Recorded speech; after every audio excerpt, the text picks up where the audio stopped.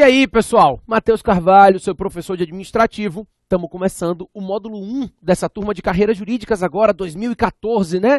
Para a gente conversar um pouquinho e conhecer a fundo a matéria de administrativo, que é uma matéria tão importante para a prova de concurso, né? Vão ser 23 aulas ao total, 13 aulas nesse módulo 1, mais 10 aulas no módulo 2, para a gente ter a matéria toda completinha, com todos os aspectos modernos, controversos, discussão jurisprudencial. A intenção, pessoal, do curso é te trazer a matéria com toda a profundidade necessária a você fazer provas objetivas, subjetivas de concurso, né?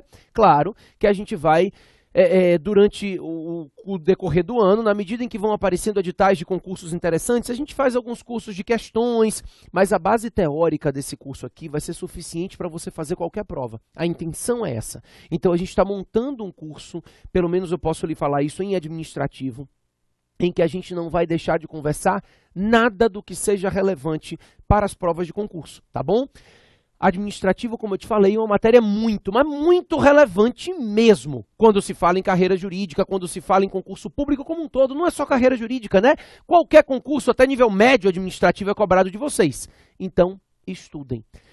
Além das aulas, é relevante, mas muito relevante, que você tenha lido um livro, que você tenha um livro em mãos. Eu vou te indicar o meu livro, obviamente. Ele não está à venda ainda, tá? Eu estou gravando essa aula hoje, é dia 11 de dezembro. Eu vou gravar ainda 3 aulas agora nesse final de ano, antes do recesso. E depois as outras aulas todas a gente só vai gravar em 2014. Quando eu voltar em 2014, o livro já vai estar à venda, tá? 15 de janeiro, esse livro vai estar à venda. É o meu manual de direito administrativo, tá vendo? Ele já está todo surradinho porque eu estou só fazendo a revisão dele. Matheus Carvalho, manual de direito administrativo, editora Juspodium. Então dá uma olhadinha.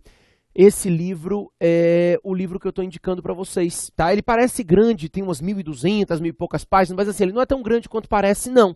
Porque tem quadro sinóptico, tem umas questões comentadas e tem súmulas no final de cada capítulo, tá? Então, assim, ele é grande, ele é completo, mas dá para você ler. Eu acho que é o ideal. Livros de doutrina são muito bacanas, mas sempre trazem a posição direta do doutrinador. Esse é um livro de doutrina, porque a minha intenção é fazer isso, mas é uma doutrina voltada para concursos. Então, embora eu traga as discussões doutrinárias, eu sempre trago também a solução dela para um concurso público, tá? E a gente tem no livro, eu separei alguns pontos que tem questões discursivas, né? E aí a gente discute matérias relevantes para questões, para provas discursivas. É bem interessante, o livro vale bem a pena, tá bom? Por fim, a última coisa que eu vou te pedir é para anotar a minha página no Facebook, que o resto a gente vai se comunicando por lá. Professor Matheus Carvalho, tá? A minha página é Professor Matheus Carvalho com TH. É porque você chega no Facebook e bota só Matheus Carvalho, encontra meu perfil, o perfil tá lotado, tá? Então não adianta pedir para ser meu amigo que não tem condição, lotou o perfil. A página é só curtir. Professor Matheus Carvalho com TH, você curte a página e tem acesso a tudo que eu vou postando lá. Eu posto dicas, concursos, tudo que vai saindo de interessante eu vou postando lá para vocês, tá? Então, professor Matheus Carvalho, tem negócio de pedir amizade, eu não sou seu amigo, né? Eu sou seu professor. Então você curte a página e tem acesso a tudo que eu for postando lá para vocês. Bacana? Vamos embora que a gente tem muita coisa para conversar e eu quero começar com uma matéria que normalmente a gente não conversa nos cursos mais básicos de concurso, os cursos mais rápidos, né? Como esse é um curso bem completo, eu vou começar com vocês com uma matéria que costuma cair mais nas provas mais aprofundadas, que são as noções introdutórias, né? A introdução ao direito administrativo, que não costumava cair em prova de concurso, vem começando a cair em provas. Então, a última prova de AGU cobrou umas questões referentes a esse tema que a gente vai conversar hoje. A anterior já tinha cobrado, Procurador Federal, né? Umas provas em que administrativo é cobrado de forma mais pesada, eles costumam cobrar de vocês essas questões introdutórias também. Então, vamos rapidamente saber o seguinte, eu não vou aprofundar muito na parte constitucional, eu só quero fazer uma introdução rápida para a gente conseguir chegar no que me interessa. Então, de antemão, eu quero que você saiba que a gente não pode confundir Estado, governo e administração, né?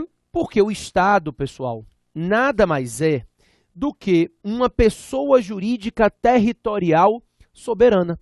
Então, toda vez que a gente fala em Estado, o Estado é uma pessoa jurídica territorial soberana. O Estado tem personalidade jurídica e o Estado, ele exerce uma soberania sobre um determinado território. Normalmente, a sociologia e as ciências políticas definem o Estado como um complexo composto por povo, território e soberania. Embora, obviamente, exista a situação de Estado sem território, né? Então, nós temos algumas situações excepcionais. A princípio, a noção de Estado abarca o povo que compõe esse Estado, o território que compõe esse Estado e a soberania que é exercida sobre esse território. Então, o domínio eminente sobre todos os bens que estejam no território nacional, o poder sobre as pessoas que estão nesse território, né? A formação do Estado, naquela teoria de Rousseau que todo mundo conhece, se dá por um contrato social. As pessoas abrem mão de parcela de sua liberdade para formar o Estado. Então o Estado, ele exerce uma soberania sobre um determinado povo em um território. E pessoal, o Estado, ele tem personalidade jurídica. O Estado é sujeito de direito. E eu posso lhe acrescentar um pouquinho ainda, porque eu quero que você saiba que o Estado é sujeito de direito, titular de direitos e obrigações, e ele tem sempre personalidade jurídica de direito público. Exatamente. Cuidado com isso. Nem sempre o Estado atua no direito público.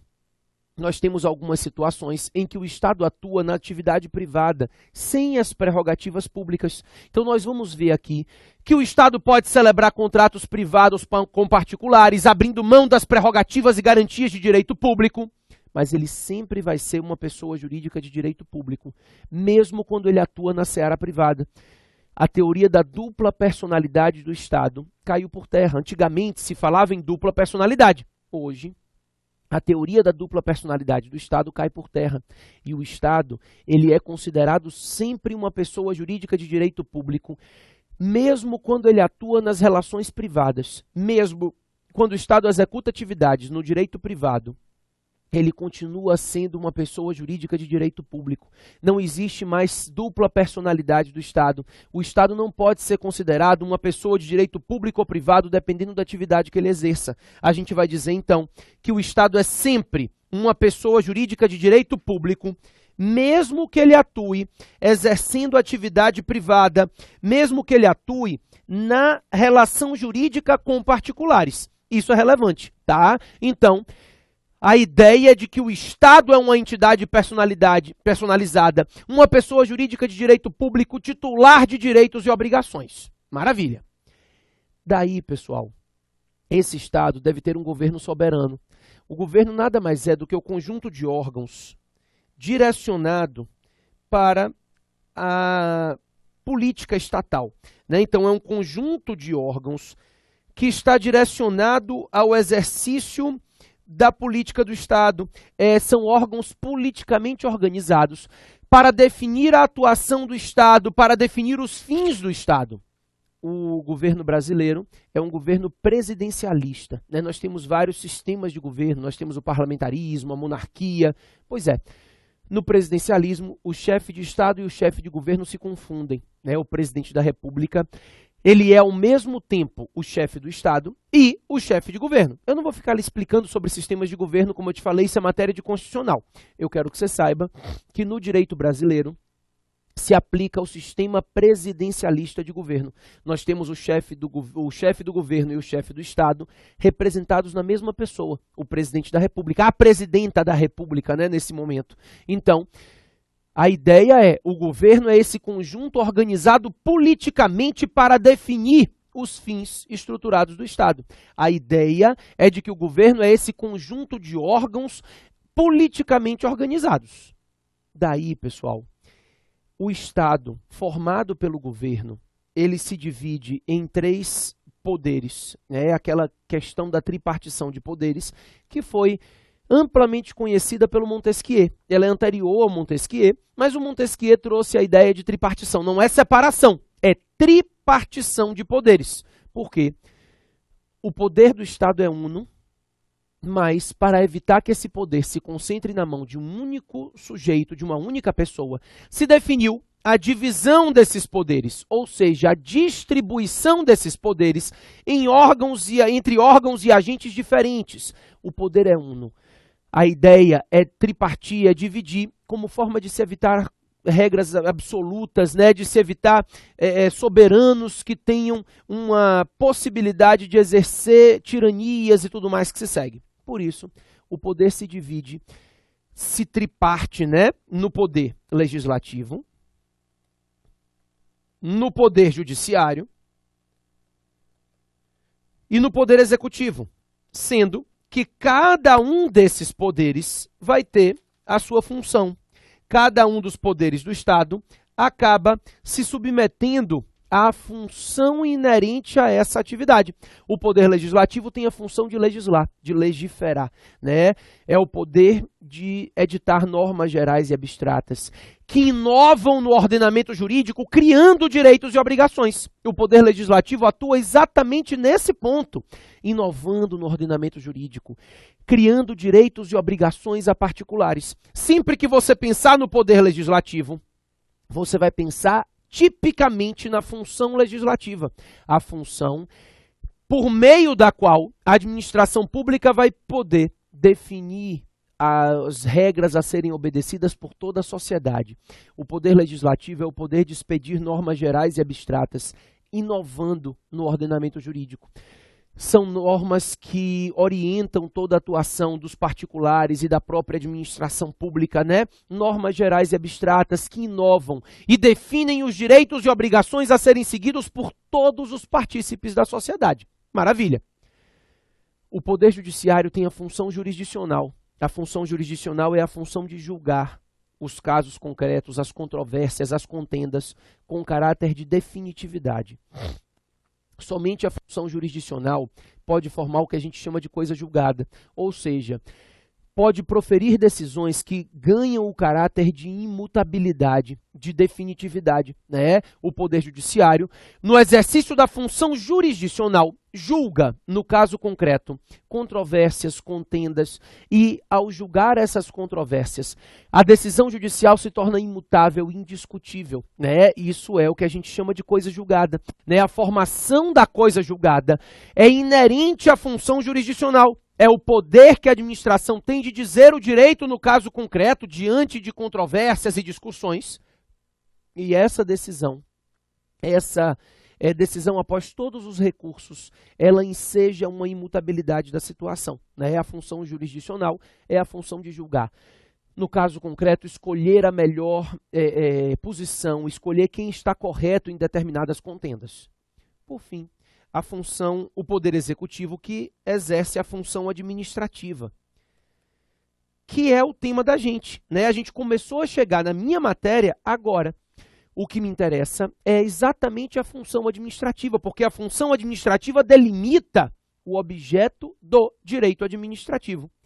A princípio, depois a gente vai discutir que não é tão simples assim, a função administrativa é a função de executar o direito, né? O legislador diz o direito, o judiciário define as contendas e o executivo, a administração pública, executa. Ela realiza os fins do Estado, ela executa o direito diretamente em relação aos particulares, em relação à própria administração. A gente vai trabalhar isso que não é tão simples. De antemão, eu só preciso que você entenda uma coisa. Os poderes legislativo, judiciário e executivo, eles são independentes, mas eles são harmônicos entre si. O que significa essa harmonia? Primeiro, a harmonia decorre do fato de que um poder pode controlar o outro. Então, para começar, a harmonia entre os poderes permite ao judiciário controlar os atos da administração e também permite ao poder legislativo fazer esse controle, né? Então, o controle de um poder sobre o outro decorre dessa harmonia, do que a gente chama de freios e contrapesos, né? Check and balances do direito americano. Maravilha! E o mais importante, talvez o ponto mais relevante dessa harmonia, é o fato de que cada um dos poderes exerce também a função dos outros poderes de forma atípica. O que eu estou lhe dizendo com isso? Eu lhe disse, de antemão, que a função típica do poder legislativo é legislar. Que a função típica do poder administrativo, executivo, é administrar. E que a função típica do poder judiciário é julgar, é decidir contendas. que acontece? Essa função típica é afastada em algumas situações em que o poder exerce funções atípicas. Então, por exemplo, o poder legislativo ele também administra. O poder legislativo administra, por exemplo, quando ele realiza um concurso público para nomeação de servidores, quando ele realiza um procedimento licitatório para a celebração de seus contratos. Então, um concurso público que seja aberto pelo Tribunal de Justiça de um Estado ou por um TRT, nada mais é do que a função administrativa exercida pelo Poder Judiciário, né? Ele está exercendo a função administrativa, no caso concreto, atipicamente. O Poder Legislativo, ele pode, de forma atípica, exercer as funções administrativas também. Claro, o Legislativo também julga. O Presidente da República, por exemplo, é julgado pelo Senado em crime de responsabilidade, desde que a Câmara receba a denúncia. Mas não me interessa muito isso, não.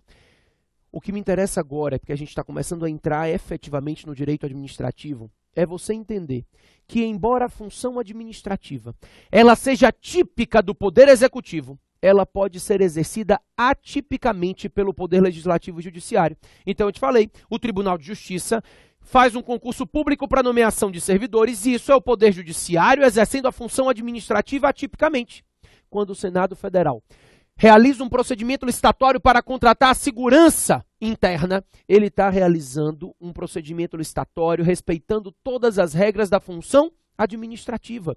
Então, o Poder Legislativo, o Poder Judiciário também exercem a função administrativa de forma atípica. A função típica deles é legislar e julgar, né, respectivamente, mas eles exercem a função administrativa atipicamente, quando eles precisam atuar orientados pela função administrativa para organizar a sua estrutura orgânica, para atuar em direção ao administrado em casos concretos individuais. Certo?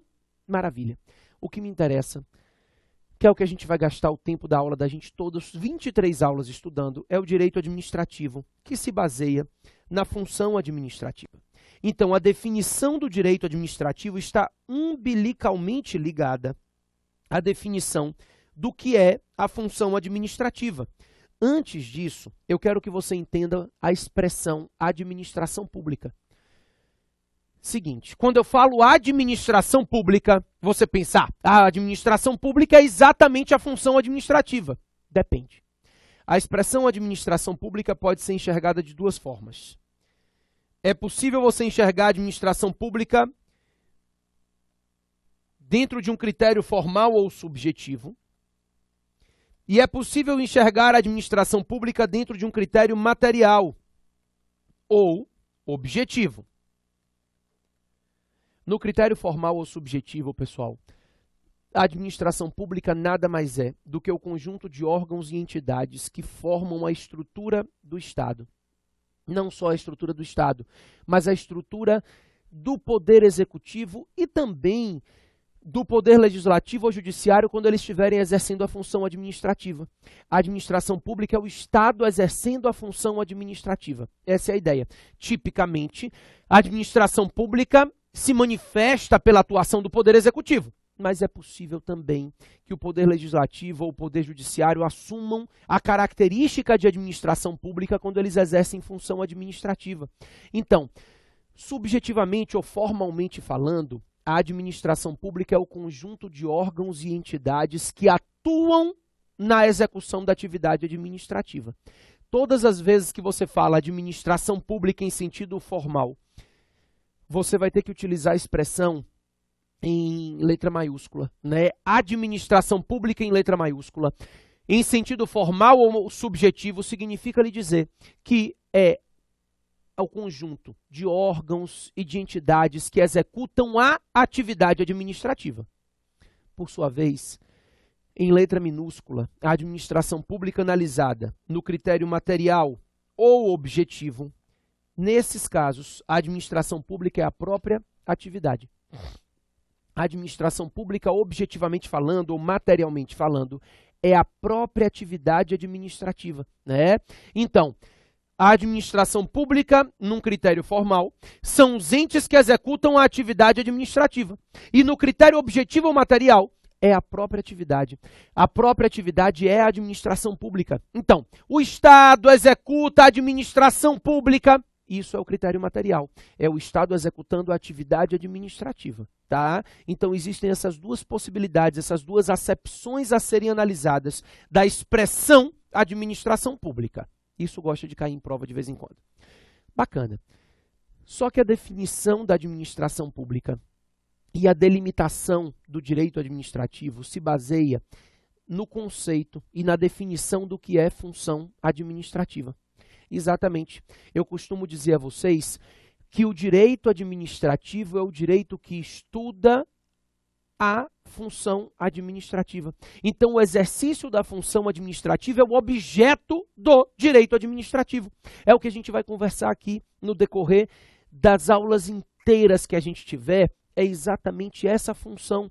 A função administrativa é o objeto de estudo. O direito administrativo se condiciona, se limita no estudo da função administrativa. E aí, tradicionalmente e historicamente, nós temos algumas escolas, né, alguns critérios que foram utilizados para definir a função administrativa. E isso sim vem caindo bastante em prova. Caiu na prova da AGU. Caiu na prova da AGU em 2010, 2009, não sei exatamente. Então, assim, vem caindo com alguma frequência em prova. Esses critérios que buscaram sempre definir o que é função administrativa e, consequentemente, delimitar o objeto do direito administrativo, né? Para a gente começar, pessoal, eu posso lhe dizer que o primeiro critério, a primeira escola que surgiu para definir o que era função administrativa foi a Escola do Serviço Público francesa. Né? Na França, a Escola do Serviço Público definia que função administrativa seria toda a atuação do Estado na prestação do serviço público. Então, o objeto do direito administrativo seria a prestação de serviços públicos à sociedade. Esse critério, essa definição de que a função administrativa se caracterizaria pela prestação de serviços e que o objeto do direito administrativo seria a prestação dos serviços públicos, cai por terra por dois motivos. Primeiro, o direito administrativo não se preocupa e não se limita à prestação de serviços. Nós temos algumas outras atividades administrativas exercidas pelo Estado e que são objeto de estudo da nossa matéria. Então, o Estado executa poder de polícia, o Estado executa obras, né, que não são serviços públicos. O Estado explora atividade econômica com a finalidade pública. Exatamente. Então, a exploração de atividade econômica pelo Estado, o exercício do poder de polícia, a execução de obras públicas estariam fora da matéria. Afinal de contas, a definição do direito administrativo ficaria somente baseada na prestação de serviços, esquecendo-se das outras atividades administrativas executadas pelo Estado. Né? Então, quando o Estado exerce o poder de polícia e determina, por exemplo, regras de trânsito, ele está exercendo a função administrativa. O objeto do direito administrativo está presente. O direito administrativo regulamenta essas regras de trânsito. O direito administrativo regulamenta a exigência de licenças para construir, né, o zoneamento urbano. Tudo isso é exercício do poder de polícia do Estado. Não é prestação de serviço público e mesmo assim é objeto do direito administrativo. Então, a delimitação do objeto do direito administrativo somente pela prestação de serviços públicos é pobre. O direito administrativo, ele vai além disso. Ele vai além da prestação de serviços públicos. E além disso, pessoal, além desse problema, outros ramos do direito também se preocupam com a prestação de serviços. Então, o direito tributário tem que definir o que é a prestação de serviço público para definir se haverá pagamento de taxa ou de imposto, né? Então, classificação de serviço público é trabalhada pelo direito tributário e assim por diante. Ou seja, outros ramos do direito também se preocupam com a prestação de serviço público e não somente o direito administrativo. Então, delimitar, né, e restringir o objeto do direito administrativo à prestação de serviços encontra dois erros. O erro de limitar uma atividade que é mais ampla e o erro de limitar essa atividade a um ramo do direito quando ela vai a outros ramos do direito. Não funcionou. Daí surgiu uma escola que definia o que a gente chamava de critério teleológico. né, o critério, desculpa, antes do critério teleológico, o critério do poder executivo. Estou tentando colocar mais ou menos uma ordem cronológica. Claro que isso não é absoluto, mas tentando. O critério do poder executivo, pessoal, a gente já viu que ele não vai funcionar. Mas de antemão, você está conseguindo entender que esse critério estabelece que o direito administrativo tem como objeto de estudo as atividades do poder executivo.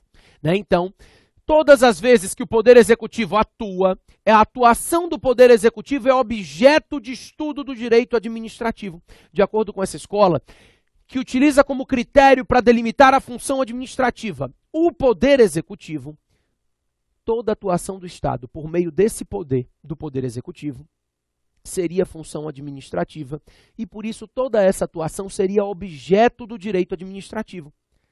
Aqui, pessoal, também nós temos dois problemas. O primeiro problema é que quando eu digo que a atuação do direito administrativo se limita à atuação do poder executivo, eu estou esquecendo que os outros poderes também exercem a função administrativa atipicamente e, por isso, merecem tratamento pelo direito administrativo. Então, um procedimento licitatório realizado pela Câmara dos Deputados para a contratação de limpeza é regulamentado pela 8666 e pelo direito administrativo. O direito administrativo também vai regulamentar essas licitações. O direito administrativo também tem como objeto a regulamentação de um concurso público, ainda que ele seja realizado pelo judiciário, né? Ou seja, definir que o objeto do direito administrativo se limita à atuação do poder executivo é esquecer de regulamentar atividades atípicas exercidas pelos outros poderes. E pior, se eu tomar por base somente esse critério, eu vou esquecer que o Poder Executivo também exerce atipicamente as outras funções. Então, quando, por exemplo, o Poder Executivo exerce a função de editar leis, uma lei delegada, ele não está exercendo função administrativa. Ele está atipicamente legislando e isso sai da seara do direito administrativo. Por isso, pessoal, a definição do critério do Poder Executivo não funcionou. O Poder Executivo não é o único a exercer o direito administrativo e ele não só exerce função administrativa.